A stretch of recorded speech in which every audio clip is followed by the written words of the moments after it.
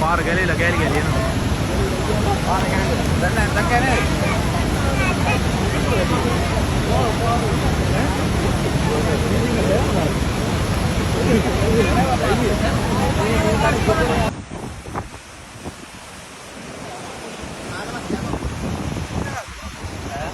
මේ කොටසත් යයි පුතේ ඉක්වන්න යන් මේ ඇවිල්ලා මේ ඇලහැර නෙමෙයි මොරගහකන්ද කළුගඟ මාර්ගයේ තිබෙන මේ පාලම එතනින් එහාට පාලම කඩාගෙන ගිහින් තියෙනවා මේ මොරගහකන්දේ වාන්දොරට වැරලා තියෙන හින්දා මේ තියෙන පාලම මේ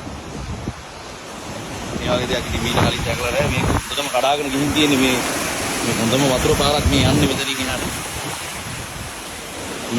මේ අද වැස්සොත් එහෙම මේ පාලම මේ කොටසත් ඉතුරු වෙයි කියලා විශ්වාස කරන්න බෑ. ඒකට පැත්තේ මිනිස්සු ඉන්නවා. ඔය ඉස්සරහින් තේන්නේ මේ මොරගහකන්දේ ඩෑම් එකේ වතුර අරලා තියෙනවා. පේන්නේ නැහැ මීදුමට මොනවත්.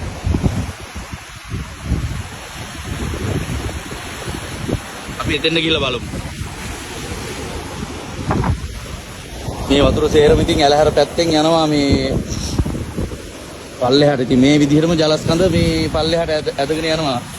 ඇනිකට් එකෙන් ඉතින් වතුර බෙදලා ගියාට ඒ යන්නේ ඉතින් ඒ ගම්මාන හරහා යන්නේ. ගම්මාන සෑහෙන පිටසක් යට වෙලා තියෙනවා මේ වෙලාවේ මුදා ගැනීමේ කටයුතු සිද්ධ වෙනවා. අදත් ඊයේ වගේම වර්ෂාව ඇද හැලුනොත් මීට වැඩිය ලොකු හානියක් සිද්ධ වෙන්න ඉඩ තියෙනවා. මේ පාලමක් මේ විදිහට ගිහින් තියෙනවා නම් වතුර කඳට අයිති එතනින් එහාට අපේ පොඩි තැන් මොන කතාවද? අක්කා ෆෝන් එක charge කරගෙන